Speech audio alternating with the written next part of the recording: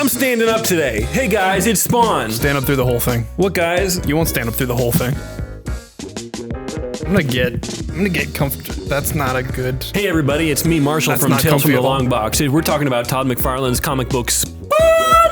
It's Spawn. It's directed by Todd McFarlane. It's written by Todd McFarlane. It's drawn by Todd McFarlane. I don't think Marshall, it's inked by Todd have a McFarlane. seat. You're making everybody nervous up there. You know Dude, you told me to stand here. Well, what are you doing? Sometimes you tell me to do a thing and I have to be dedicated to it. Last time I wore those glasses for the whole freaking time. All right. That was great. Did you get a headache from those? Yes.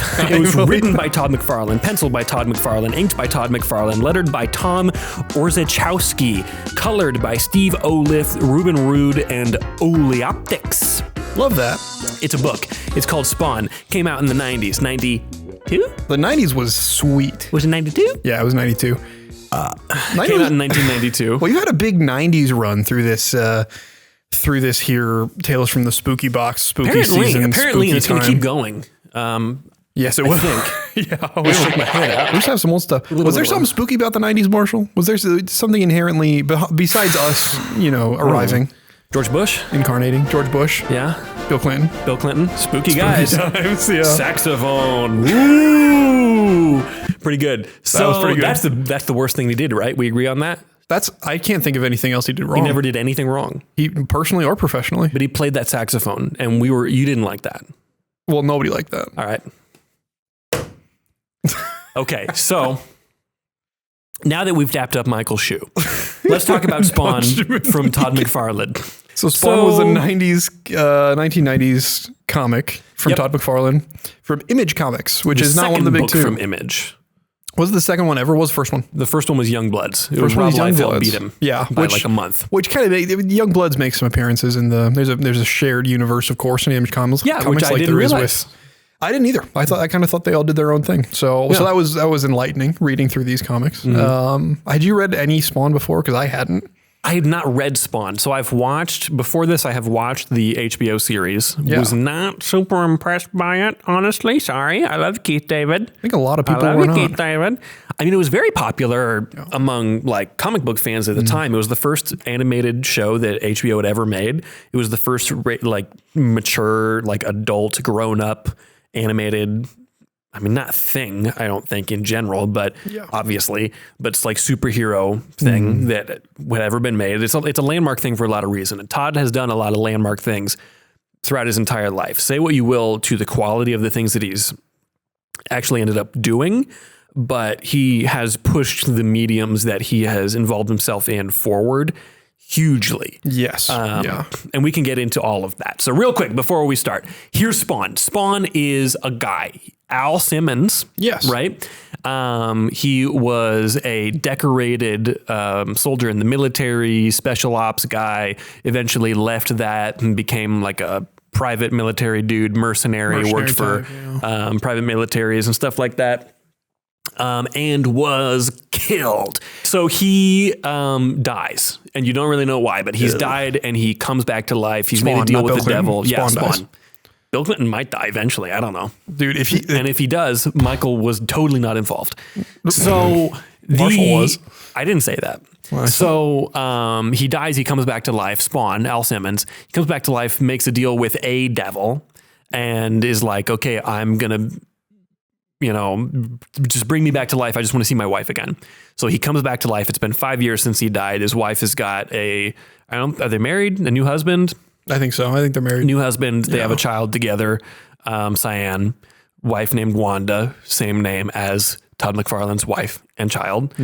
And basically Spawn is like, frick, okay, well, that sucks, but I guess I'll just keep doing Spawn things. Yeah. And I'll live in an alley with homeless people, and I'll shoot guys with big Cybertronic bodies, and it'll be edgy and cool, and it's the 90s, and kids like chains, so we're gonna get crazy with it, dude. And that's my favorite part. It was so aggressively 90s with the chains. Oh my gosh, with the giant collar on his giant flowy cape. Flowing cape. Todd loves a cape. Todd was frustrated. He loved drawing Spider-Man, but also he hated that Spider-Man didn't have a cape. So he very much got excited to draw Batman for DC and draw his own character Spawn. Absolutely. So that's who Spawn is. Spawn, I mean, mean, it's still running. It's one of the only Image books that is ongoing currently. I think that maybe Savage Dragon is the other one that is still going. Todd is actively involved in it. I don't know that he's plotting the stories himself at this point. Yeah. But like he is editorial on that. He'll still do a cover every once in a while. But he's passed it off to other people at this point. Even by the time they got to the 15th or 16th issue, he wasn't doing the pencils anymore. Yeah. The pace at which it popped off too was crazy because, again, like you said, second ever like series that they started. But within 8 issues, they had already signed on some like additional writer, like very famous writers like Neil Gaiman and Frank Miller. There's a story behind that. Yeah. There's a big story behind that. Yeah. So let's just go back in time. Let's talk about Todd. Okay. So wait, do I go back in time or am I talking about Todd? Both are going to happen at the same time. I'm going to go back in time and I'm going to talk about Todd while I do it. Okay. So here we go. Todd McFarlane, Canadian. Uh-oh. Gross. So Todd McFarlane, he was a big sports guy, wanted to be a sports player, wanted to play baseball, got injured.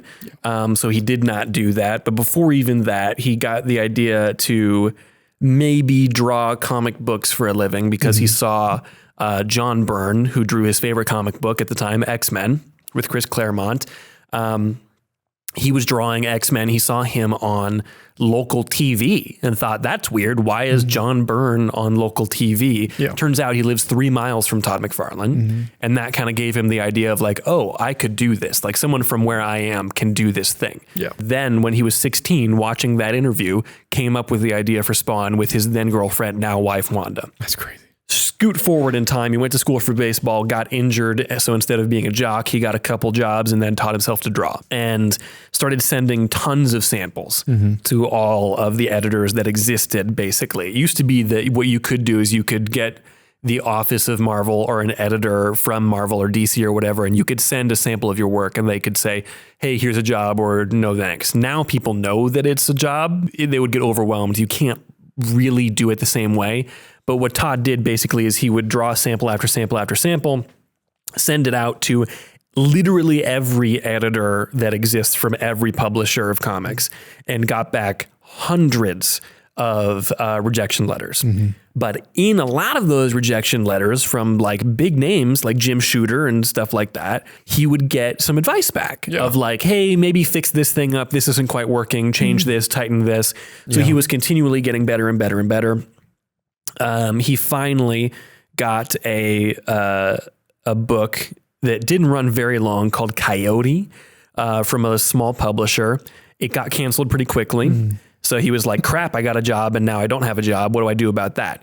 Good news for Todd McFarlane, bad news for this guy who works at DC. There's a guy working on a book at DC that I can't remember the name of. I'm a really good journalist. And he, for some reason, was like, oh yeah, it's a really good idea to drink unpasteurized milk, and I'm going to do a lot of that. And he died.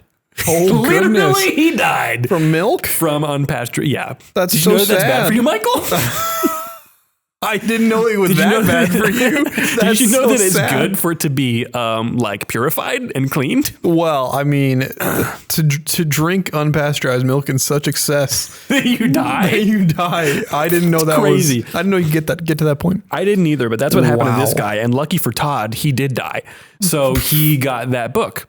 So the book that guy was on, they still had his submission letters, and they were like, "How about this guy?" So they sent him a letter and were like, hey, do you want to work on this book? Todd was like, great, whatever. It wasn't a hugely popular book, but he got his foot in the door and he got to do a lot of work that way.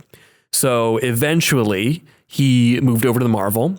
Marvel got him on The Incredible Hulk, written by Peter David, which went on to be a very iconic run. Peter David was on that character for a very, very long time. Yeah. That's where Todd did his iconic cover for Hulk 340 with Wolverine with the claws and the Hulk and the reflection there. It's the first issue that he inked himself.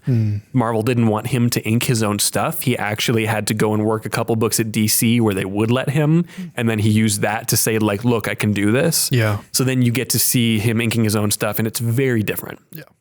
Personally, I like it when somebody else does it. Why is that? Because Todd puts a lot of little lines. He likes all these little lines, a lot of little details and stuff. And it just feels really busy to me. Todd's work feels extremely busy. And the inker he was working with, a lot of times the collaboration works really well because you can kind of rein in what the penciler is doing and really turn it into a final form. And that's what it kind of looked like the inker was doing for Todd. Yeah. And then he gets full creative control and went kind of crazy. A lot of people love it. I personally not my thing, but that's okay. Well, that's so interesting because I feel like you usually do like an intentionally consistent vision with like lines and ink. I feel like usually you do. I don't know. Maybe I could be wrong about your taste. If the collaboration works, the collaboration works. Yeah. You know, not everybody is like Ryan Otley can ink his own stuff and he does a really good job at it. But Cliff Rathburn is his guy. And if I could choose one or the other, I would choose to see Cliff ink his stuff. And I'm sure Otley would as well. Sure. Yeah. Usually you'll get guys teaming up for a long time, like Scott Williams and Jim Lee have worked together for their entire careers. So he did that book, and eventually he got on Spider-Man, where he popularized the spaghetti webbing look. He was working on Amazing for a little bit, and then they gave him his own book called Just Spider-Man. That was at the peak of the speculation market, kind of exploding comics into like a celebrity thing. Yeah. Or if you don't know, I can explain the speculation market real quick. Yeah. In the 90s, there was a lot of, we're going to buy this thing in order to have it accrue value and then sell it later. So there was this big bubble that popped up of now we're suddenly selling these foil issues and these issues that have like fancy covers or tons of variant covers. Like that's where variants originally came from. Or it's in a bag and there's a little sketch on the inside or something like that. You're starting to see some of that come back, which is a little concerning. But that's why you then got books getting relaunched. So that's why you got X-Men #1 with Jim Lee, because the people saw, Action Comics #1, Amazing Fantasy 15, Amazing Spider-Man #1. Those are really popular. #1 is good. So that's why Marvel, DC, they did these relaunches. Again, Jim Lee with X-Men #1 with Chris Claremont, even though Claremont had been running X-Men since the late 70s. And it was hundreds and hundreds and hundreds of issues in. The same thing with Spider-Man. They relaunched at Amazing Spider-Man 1, even though, you know, it's not. It had been going for and now that happens kind of repeatedly. It's become this kind of theme of like, we're going to drum up some interest by doing a fresh start. It's a #1. But in that time, it kind of became this big thing where people would buy all these tons of different things, people not even intending to read them, just intending to collect them. That's where the idea of a collector popped up a lot more. The direct market started existing where comics weren't going to newsstands. They were going to actual comic book shops. And then, you know, you're selling directly to the shops instead of to the consumer at the newsstand.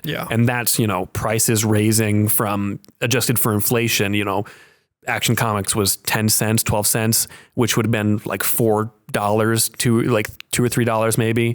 Today, that price slowly started to raise. It was a whole big thing.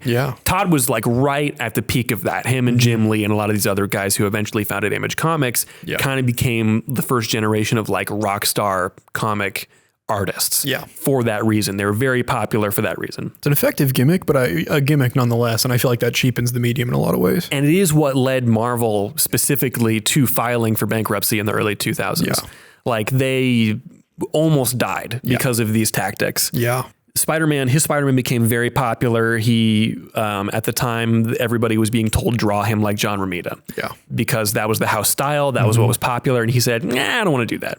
So he started drawing it like Todd. Spawn, and he did, well, Spawn eventually, retroactively, but he drew it like himself. He did the spaghetti webbing, which he didn't originate, but he kind of made popular the idea that typically Spider-Man's webbing was drawn as just hatch lines, and this made it more three-dimensional. So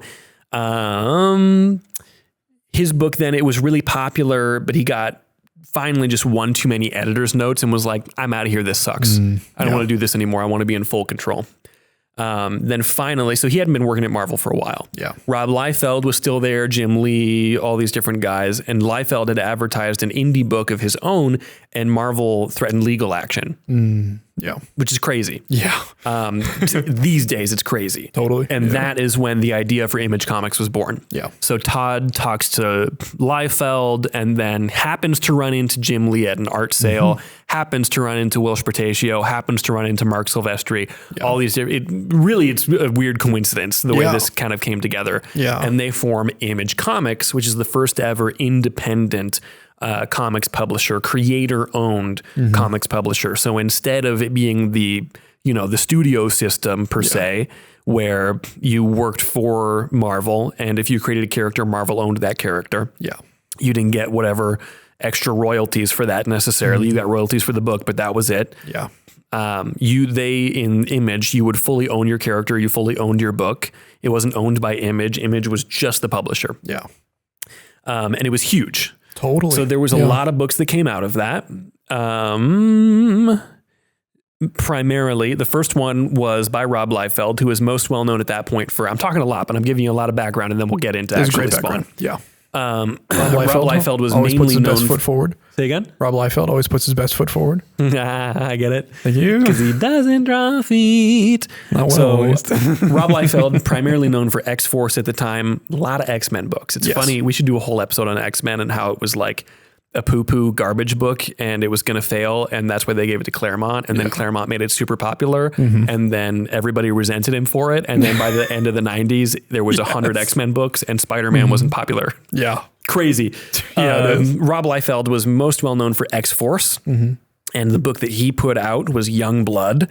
It was a really big seller. There was a lot of hype because he had just come off of X-Force, and it was a very similar look with all like the pouches and the big cybernetic arms and stuff like that, like Cable and that kind of thing.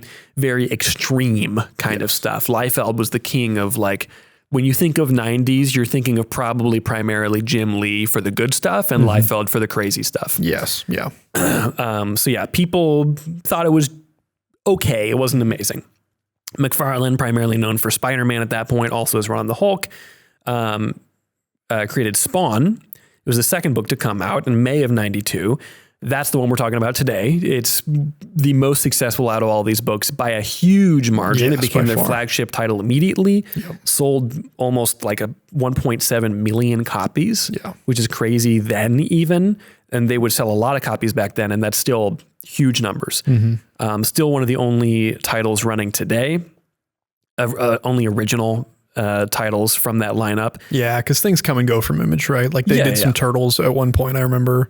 What else did they do? They do Turtles now. I mean, because typically it's not IP stuff. Like, and this is the stuff that they created themselves initially. So then Eric Larson, who had a short run on Spider-Man eventually and was kind of told, hey, draw like McFarlane, which is kind of funny.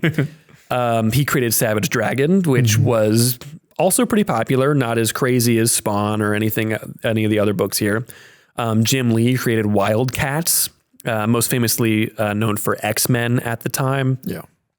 Wildcats was really popular just because Jim Lee was probably the most popular one of these guys. He was extremely well loved for his work on X-Men, completely redefined the X-Men characters. It's still one of the all-time best-selling, the X-Men #1 by him and Claremont is one of the all-time best-selling comics of all time.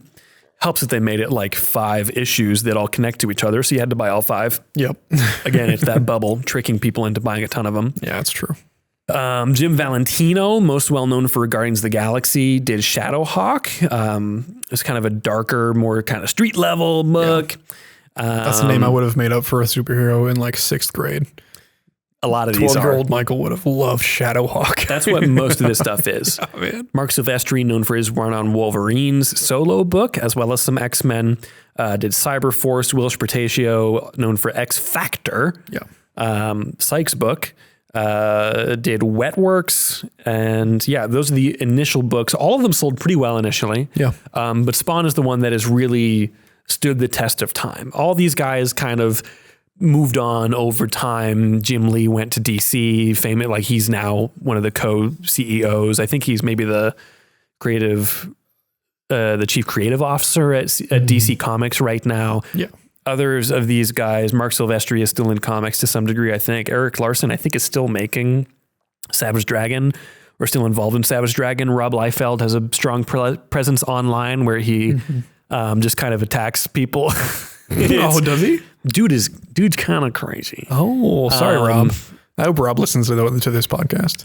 Listen, man. Everybody tag Rob Liefeld. You just gotta relax. Okay? just chill a little bit. don't You draw- made Deadpool. You created Deadpool. Okay, we get it. Just don't draw Captain America's chest that big. Or He make doesn't it have- bigger. We could make it bigger. If you make it bigger, Maybe that is the issue. it wasn't Maybe it's big got to enough. be bigger. Yeah. He's got to be more barrel chested.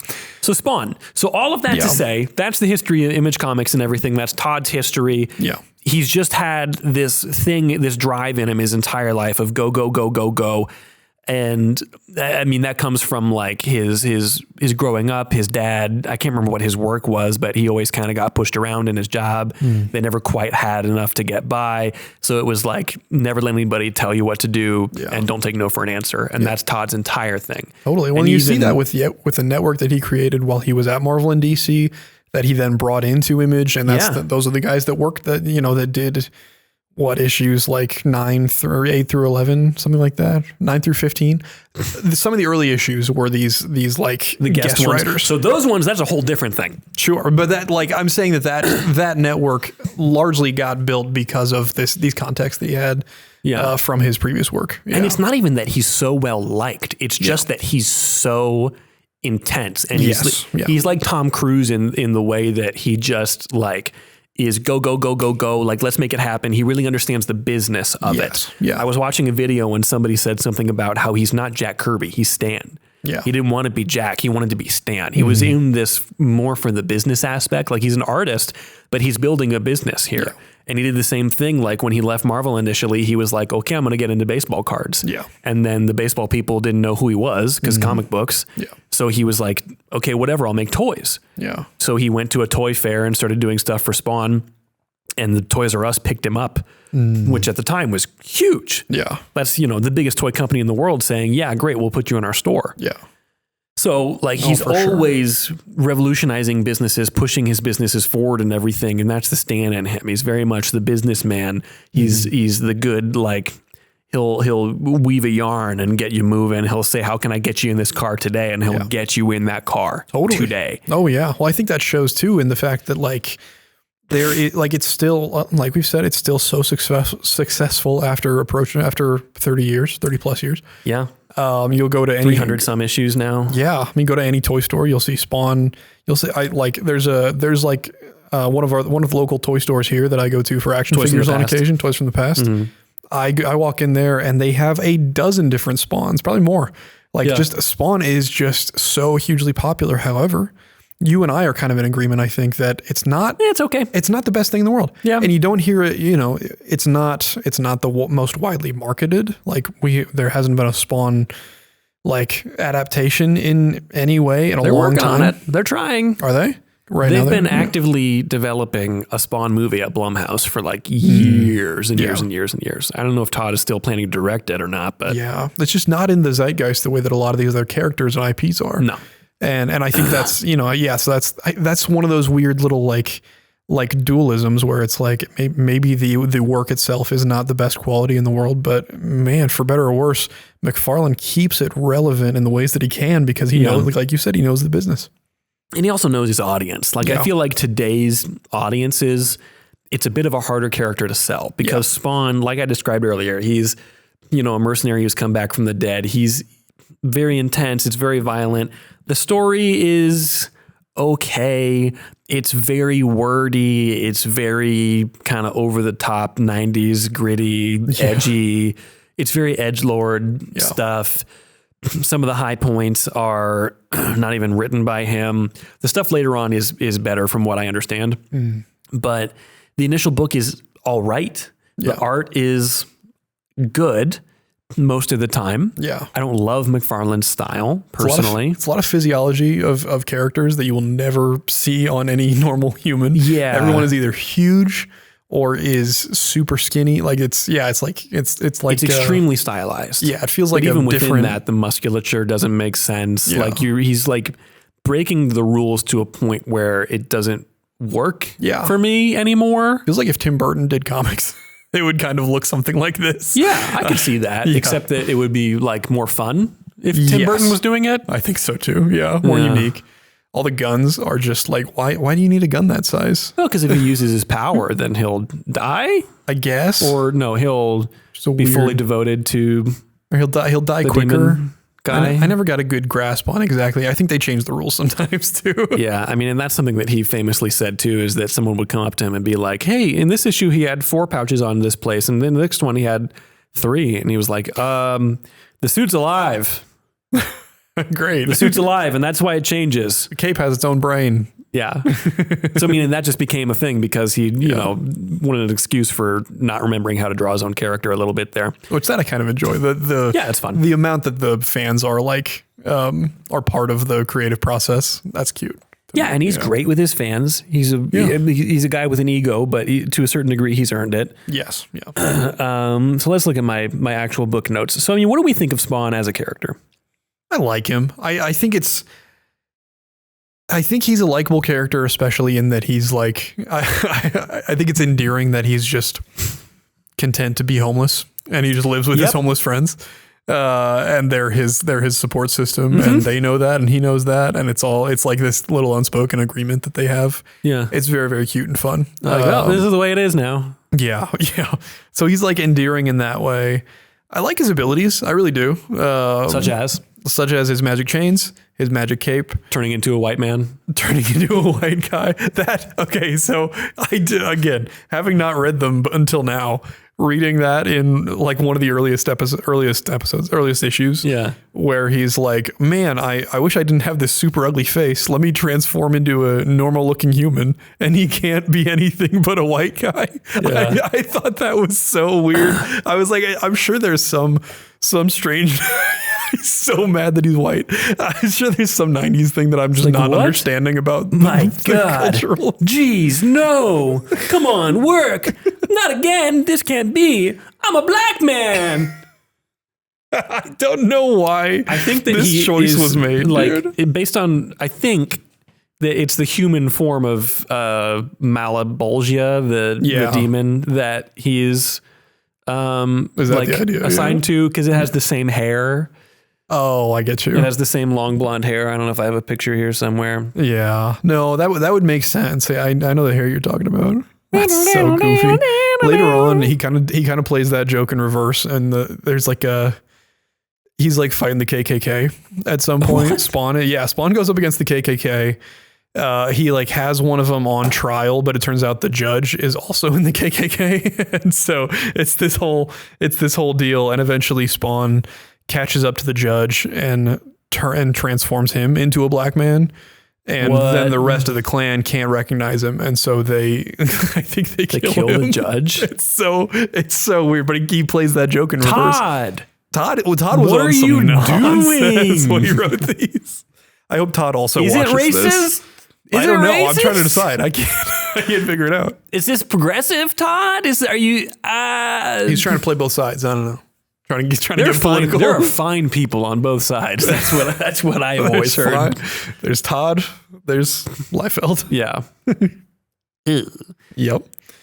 It's an interesting book. I don't know. I think it's trying really hard to be edgy. Yeah. Like it seems like it has an idea at first of Spawn has this struggle of, do I just go all in on the bad or do I try to be a hero? Yep. And he's kind of conflicted on that, and you're not sure. And it's like the book is telling you like he shouldn't go bad, but he feels that pull to the dark side. Yeah. But then it kind of gets to a point where it's like, actually it's fine because this is cooler. Yeah. And I'm like, it's good to be bad. Okay. Yeah. So what's the message? Point? What am I like? Why am I here now? Yeah. Like, what am I reading for? I'm not really entirely sure now. Like, he very quickly is like, well, I guess that I can't get back to my wife because she has a husband and I wouldn't want to ruin that or anything, which is noble of him. But he is very immediately like, all right, that was my entire motivation, and that's what made me interesting as a character. And now I've given that up and I live in a dump. Now I get to be evil and live and hang out with my homeless friends. What's up, guys? I live in a dump and these are my homeless friends and here's my gun. It's hard to follow. Especially when it's like, when they're doing like the villain of the week thing at the beginning. Yeah. They get to the arcs later on. I read a few of the arcs. I read through issue 15 or 16. Okay. I think I accidentally read to the point where Todd stops doing the pencils without realizing it. Oh, interesting. Yeah. Maybe if I kept going, I would have liked it more. I don't know. Greg Capullo is an artist on this book at one point. Yeah, he jumps in. I don't know if I don't know if I read his. I read into the 20s somewhere in there. There's like the first arc with the first like there's the first villain arc in there where like one of his villains is kind of more fleshed out, the anti-Spawn. And that was a really fun set to read because there is more of a through line. And I do think that Spawn gets more compelling when he has like an actual plot to follow for more than just one issue. Yeah, like that makes it a much more interesting story. Yeah, having only seen the cartoon, the thing with like the kid killer, that was drawn out a lot more in the cartoon, if I remember it correctly. Like that was in the background a lot. So I was surprised that was resolved in like one issue, two issues, even. Totally. It was like that. And I thought that was kind of come back, and then he was going to be this evil presence. And then I think in the show, like the Violator kind of like eggs him on and stuff like that. But does that happen in the comic here? Not that I've seen yet. Again, I'm new to this as well, so I've been kind of working through that. But so I don't know. I don't know that Todd is that strong of a writer. Yeah. And I think maybe when it came around to the HBO show, there were some writers that were able to come onto that. It was in 1997, so time had passed, and Todd then was able to look back at that and say like, okay, how do we revise this to make this work better? The same way like reading Daniel Warren Johnson's Transformers compared to the original cartoon. And that's obviously not a perfect metaphor. Sure. But you're looking at that and saying, how can we revise this thing to make it a more compelling story? And I think the cartoon does that, having not watched that for years at this point. So I don't know. I think the art is really good when it's really good. And sometimes his layouts are really creative, but they can be really distracting sometimes. The colors don't necessarily point your eyes from place to place across the page. Spawn's got a weird color palette for sure, just as a character. Red, white, and black. And green. The green that pops up with his powers and stuff. Yeah. I mean, red and green, there's a high contrast there, which is good. Oh, for sure. I'm not saying it looks bad. It's just very different from what you see in other places. Yeah. I feel like if the interior of the book looked more like that, I would be totally on board. Yeah. But this is way more thought being put into this compared to the colors on the inside, which feel a lot more basic. Yeah. Feels a lot more 90s. The lettering is a little bit intense. Yeah. His mask is cool. You can't tell me his mask doesn't look good. I like the mask. It's interesting. I don't know. I just don't. Todd's work and the way that he adds just like a bazillion little lines, it just feels too busy to me. Yeah. It feels like you're just adding stuff to add stuff, and it's not increasing the quality of the work. It's just more. Yeah. And you don't need it. I think I would agree with that. Yeah. And it also depends on how you color it. Yeah. Where like the way that you're seeing it's being kind of shaped here, if you let the lines just live a bit more and don't try to shape them as much, I think it works a little bit better. Because if you take that like down here and you're trying to fill in all these perfect places exactly perfectly, it doesn't totally mesh well. Yeah. It's like if you look at the recent comic that Greg Capullo did the pencils on, Wolverine Revenge. Initially, it was being drawn by his typical colorist FCO. And then they had a weird public falling out, and the rest of it was colored by Alex Sinclair. Yeah. Sinclair colors a lot like this. He's a very 90s colorist. FCO's work is gorgeous. It's incredible, and it works really well with Capullo's work because he has a lot of deep black, and he does have some of these like kind of intense hatching lines and stuff like that. Lots of little lines, little details, which makes sense. Like he worked on Spawn at one point. Like he helped define the look of the character in a lot of ways. Yeah. Capullo did. So FCO really lets those lines breathe. He lets the lines be the star and does his best to let the colors kind of not live in the background, but like push the lines forward. Like FCO has really bright, bombastic colors sometimes, but it's not trying to mimic the job of the lines in creating shape and creating form, where a lot of colorists will try to do that. And sometimes if an artist draws really wide open, that's what they have to do. And that makes sense. Somebody like Clayton Henry has like really open line work that then can get filled in a lot with the colors. I used to draw a lot like that. Now I do a lot more heavy black a lot of the time. Yeah. But if you are doing heavy black, like McFarlane does here, or like Capullo does later on, you need to have the colors be not in the background as much because the colors are really important, but to push forward what works so well about the lines. It's the same thing we were talking about with Daniel Warren Johnson and Mike Spicer. Yeah. Yeah. And absolutely. I don't know. I feel like this image works pretty well. Yeah, that's fun to me. But there's certain things about it where they're trying too hard to shape the cape. Like there's too much going on with the cape right here, where it's just darkness and then bright and then darkness. And also the way they're coloring, a lot of the coloring in this time, it was the beginning of digital coloring. So they were just figuring out how the medium works. Yep. So you would just put a bright white layer on multiply and then use that as your highlight, bring the opacity down. That's not giving you really interesting color theory visuals. It's not complementing the colors against each other. It's just making what's there a little bit brighter. Yeah. And the same thing on the other end, just using black and then changing the opacity with that. And that's how you get your shadows. Yeah. It doesn't create a really compelling image with a lot of depth. It ends up kind of making things look pretty flat. Yeah. And that's why you get this edge lighting in here that is intentionally done in a different color. The same thing with this kind of bluish green there is also seemingly intentionally an actually different color. But the places where it just looks like an airbrush is very 90s and something that didn't age super well to me. And I think that that's just them figuring out, we don't know how to do digital color yet, and we're now just kind of figuring it out, and this is what we think works. Man, there's just so much cape, dude. You can't look anywhere where there's not cape. Yeah, and the lines are incredible. That's the thing. Like I was looking at a video that McFarlane did showing off the artist edition that he did of like all of the original pages in black and white. It's completely differently. Oh, for sure. And I really I want to grab one of those pages and experiment with coloring it. Because I really wonder how much the colors are what kind of turns me off sometimes to this book. Yeah.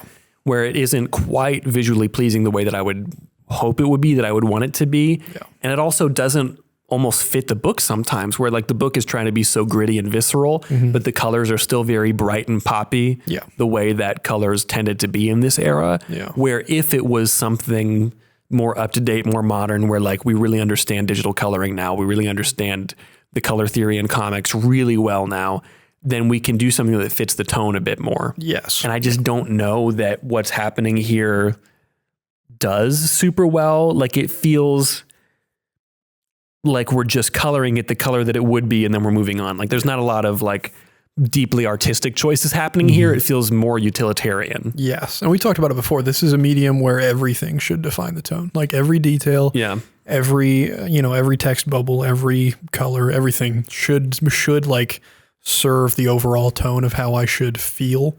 And then the words on there should tell me what I should know about the plot. Yeah.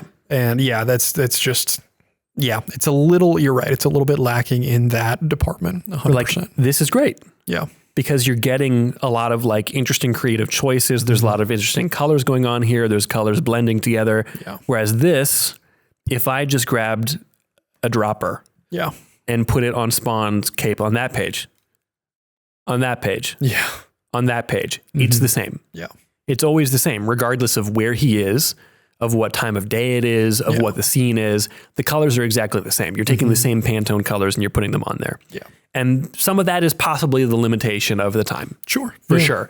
But, other comics were able to be more dynamic with that. Even if you look at stuff earlier than this, if you look at Jim Lee's X-Men, if you look at Spider-Man by McFarlane, you could make creative choices with the color. Yeah. If you go even further back, you look at X-Men that was drawn by like Paul Smith. There's some really gorgeous colors in that, because when you are limited, you're forced to make really interesting creative decisions. Yeah. Whereas when you have the unlimited palette of my iPad, suddenly it's a lot harder to be intentional. Yeah. Because you can just throw stuff on. Absolutely. And subtlety kind of goes out the window in that case too. And there is, love it or hate it, there's not a lot of subtlety in a lot of this. I feel like because the colors are so bright, like Todd's lines just kind of are distracting.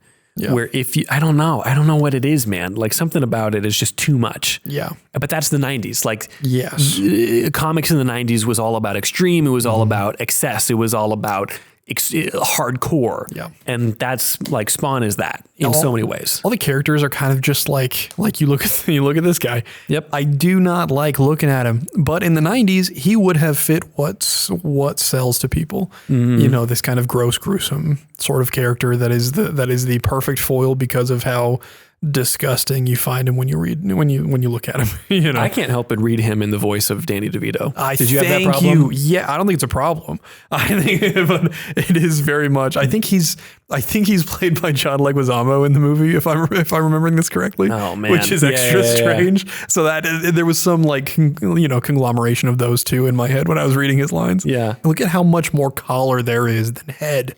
Yeah, it's great. That's crazy work. Like, that's super fun. The cape is the best part, and it's really good because it covers up all of the mistakes on the anatomy. Yeah, absolutely it is. Or not mistakes, but just the lack of interest in like it's like you did it on purpose. What's this? Yeah, that's not enough fingers, man.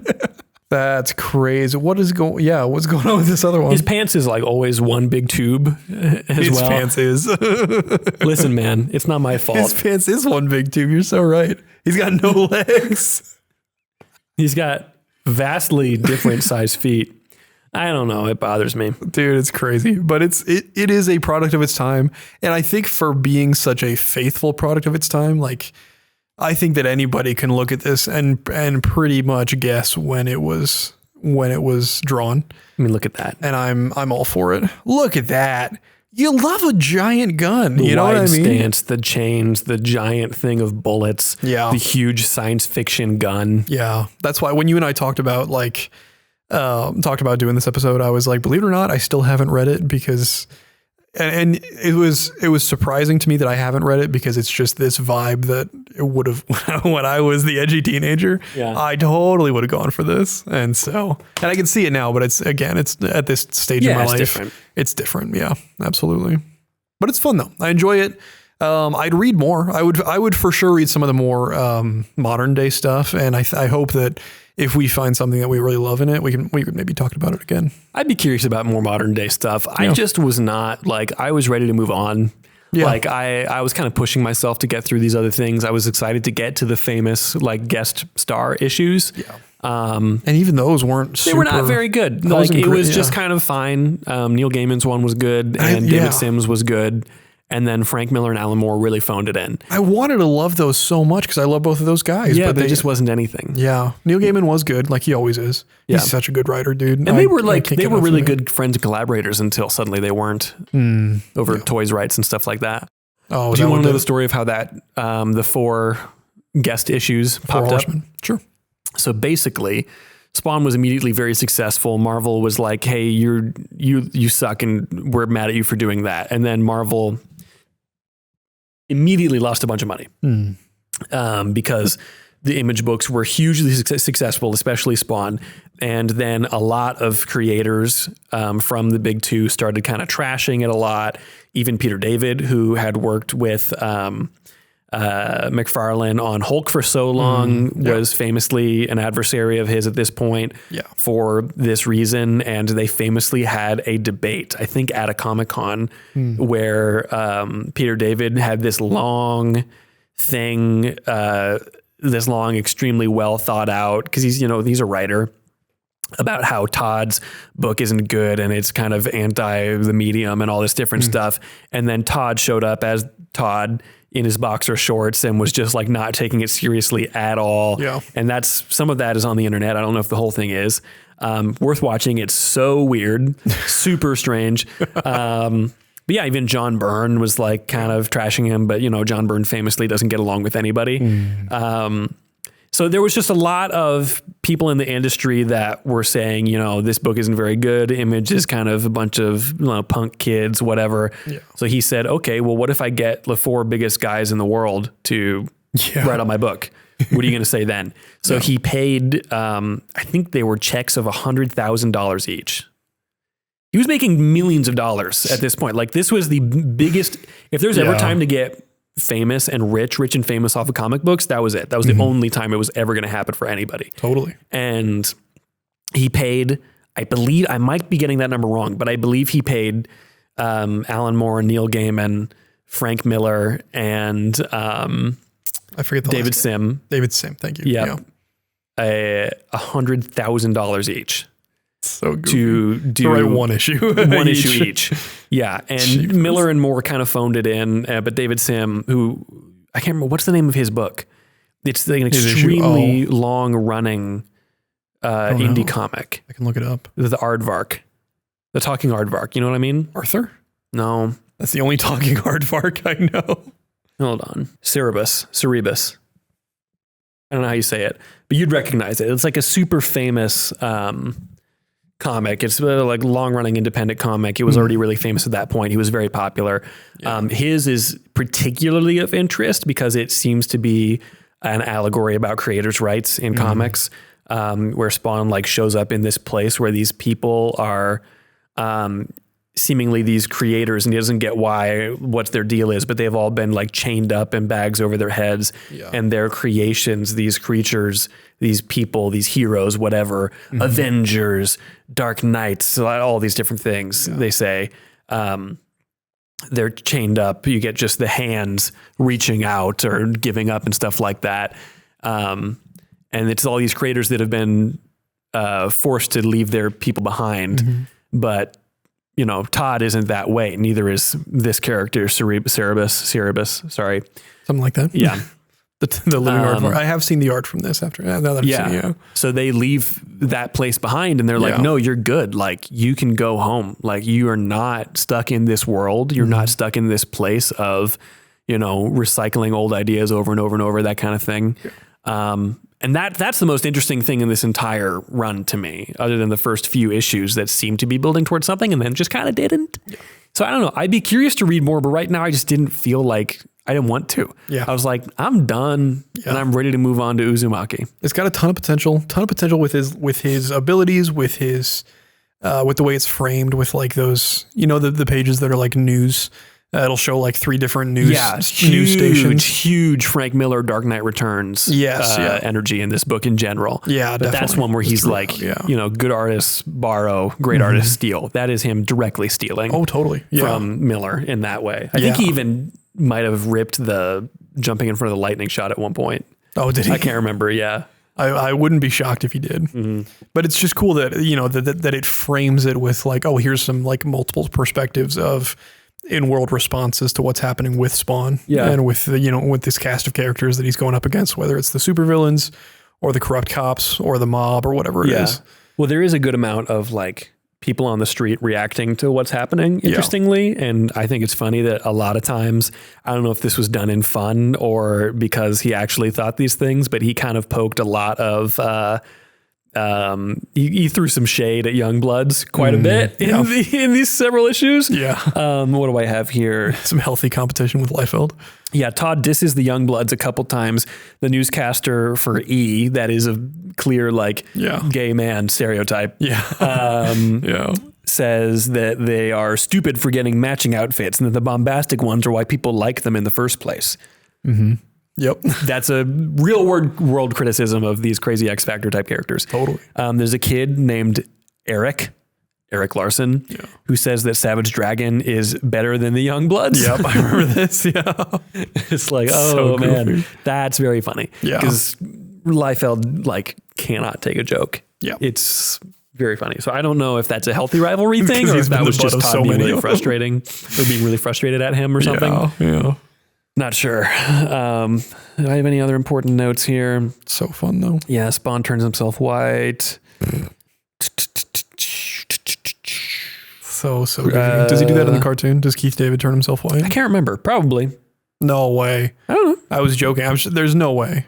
I'm gonna go watch it later and we're gonna see. Yeah. Yeah, I'm gonna pull it up on HBO. It's probably still on HBO somewhere. It's gotta be. Yeah. I'll do it. Yeah. So I mean, Spawn is a comic book. It's an interesting book. It for better or worse, it created what modern comics are in a lot of ways. Like it did push the medium forward at a time when the Speculator bubble was really just kind of making comics spin their wheels. The comics were really desperately searching for how do we be popular again? This is the same time the death of Superman was happening. Yes. That kind of stuff. The different publishers were both kind of doing crazy out of the park ideas that weren't hugely popular, hugely successful ultimately. Yeah. Partly because they weren't feeling super successful in the first place, but partly because Image and Spawn in particular was taking a lot of that market away from their bank accounts. Yeah, so they got in between Marvel and DC as far as popularity for that time, and cranked it up above, like, they were seeing sales beyond what DC had, which is crazy. Which is that they kind of, I feel like they responded to that with Death of Superman, which helped them. They responded to. They responded. This has been next week we're talking. They responded to that with Death of Superman. Yeah. And I think it was the right move. Because that, that reinvigorated some of that interest in Superman. And it's a very okay book. Death of Superman is? Yep. And what came the Reign of the Superman, the Return of Superman. I have the trades of all of those. They might actually be in one of these boxes, but we can talk about those sometime. They're okay. We should. Let us know if you want to hear more about those books. Yeah. So, I mean, ultimately the legacy of Spawn is creating this publisher, this publisher of Image Comics. Yep. Like Spawn doesn't have a huge amount of like cachet in comics today necessarily. It's still a popular character. There's still a very, very dedicated fan base, the same way that like Rush as a rock band is not necessarily a household name, but the people who love Rush love Rush. Yeah. That's Spawn. That's Spawn as a character, and that's his audience. It's not always been Al Simmons. It's changed over different times. There's been different Hell Spawns. You even see that within these first 15 issues. Yeah. It goes a lot of places. It's a fairly large universe. But ultimately the biggest thing that it did was create creator-owned comics in a big way, in a way that made them more mainstream. Yeah. And without Image, you wouldn't have books like Invincible, The Walking Dead, like a lot of these things that are huge names today. A lot of my favorite books are are Image books. Yes, totally. Like I like a lot of superhero books, but indie comics are a whole different thing. So it's a hugely important book, if only because of what came from it, if not the book itself. Yeah, and as much as we love the big two, it's great that there are additional options for artists that don't want to just write for the big two, that want to own their own thing, and they want to, like maintain their own IPs, all that good stuff. So it's really great that Image exists and does what it does, and is still, keeping the momentum that they've had for the last 30 years. Yeah. Yeah. That's Spawn. That's Spawn, and that's Tales from the Long Box. That's Tales from the Long Box. What are we going to do next week? Maybe something from someone that we mentioned earlier on this episode. It just Maybe it's this ready. Swamp Thing, Alan Moore. Wow. Swamp Thing from Alan Moore. Wow, Swamp Thing from Alan Moore? Alan Moore and more and more. He's that guy. He's that guy that people say is a grumpy old man, but actually he's a really sweety little guy. He's a freaky looking guy, but when you hear him, he's a wizard. Once you hear him speak, it's like, oh, he's just a guy. He's just a guy, and he's right about everything that he says. And every time he's like, people who are like grown-ups and treat these things like ultimate art are stupid. And that sounds like infantilizing and provocative, but when you hear what he's actually saying, he's right. He's right. Like, he's smarter than the rest of us, and he's right. Yeah. So thanks everybody. But don't take that too much to heart. The cunning warrior attacks neither body nor mind. Tell me how! The heart, Osborn. First, we attack his heart. Because Marshall and I will be sad if you stop enjoying the art that is comic books. The art that is comic books is a thing that we talk about here on Tales from the Long Box, and I like to make art that is comic books, and it looks like this. Boom, boom, boom. You can buy that. It's in the description. There's a link to it. Michael has made a book. It's called Marauders. It's got stuff in it called poetry, which is where things rhyme, and they're a representative of things that are not necessarily what are being said by the actual words themselves. Here's what it looks like. Boom. You can buy that on Amazon. Wow. That's what poetry is. I defined it. And that's the only definition of it. And if you tell me anything else, I'll kill you. No, you've defined it well. Oh, I'm going to kill you now. No, what a threat of my life. Sorry, guys. I have to kill Michael now. Man, I shouldn't have agreed with him or disagreed or either one or said anything. Come back next week. Suggest the show to a friend. Please It's a big deal. I know we're weird. If you like the show, please tell a friend. We want to talk to you guys about what your favorite books. Tell us what you want us to read. We have a plan for what we want to do for the next however long, but if you have something that you're really interested in us talking about, let us know. I just read Batman the Cult, and it's really good. Yeah. And I think we should talk about that. So yes, we should. Maybe we're doing spooky stuff all the way up through Halloween. So come hang out with us. It's going to be great. Depending on how you feel about Christmas, maybe we're doing spooky stuff for that too. Dude, I'm really interested to see if we find fun seasonal Christmas comics. Zeb Wells, famous for making bad Spider-Man comics now, made some really good Spider-Man comics that were like one-shots of Wolverine. He did one in particular that was Wolverine at a bar, I think on New Year's actually, but it's the holiday. We could do it. And he meets up with Spider-Man, and it's very nice. And they did a follow-up to it recently. Paulo Rivera does the art. In light of the new Wolverine PS5 game trailer that just dropped, did you see this? Looks fine. Looks like fun. Looks fun. I'm excited. Looks for fine. Looks like it's a Marshall's little too much on rails. Way more critical than Michael is typically about video games. Yeah, well, it's not open world. It's a God of War type thing, but yeah, that's probably fine. But also, I need to see more like of what the gameplay looks like because it looked a little too scripted from what I was seeing. There was gameplay in there for sure. Yeah, okay, I'll give you that. Yeah, we can talk about it after this. Thanks everybody for being here. This is the Tales from the Llama Box, and we want you to tell all your friends about it. See you next time. Good luck. Keep reading comics. We love you. Wait, start over. See you next time. We keep reading comics. We love you. Good luck.